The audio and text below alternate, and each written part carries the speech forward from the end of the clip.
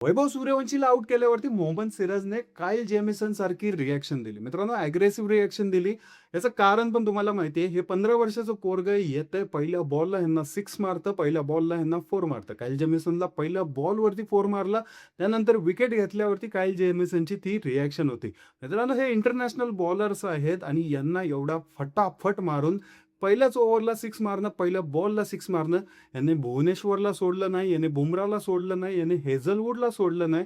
मोहम्मद सिराजला पण काल पहिल्या बॉलवरती भाऊने 6 मारला.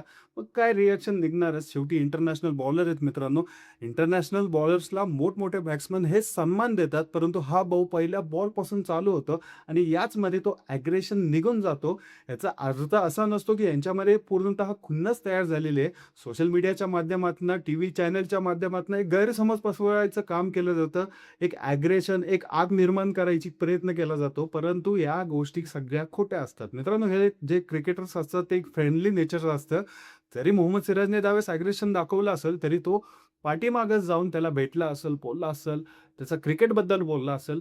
हे क्रिकेट आहे मित्रांनो आणि ह्या क्रिकेटला त्याप्रमाणे जज केलं पाहिजे, ना की आपण मित्रांनो यांच्यामध्ये भांडणं लावली पाहिजे. नक्कीच तुम्हाला काय वाटतं मित्रांनो या छोटा पॅकेट बडा धमाकाबद्दल? कमेंट करून सांगा.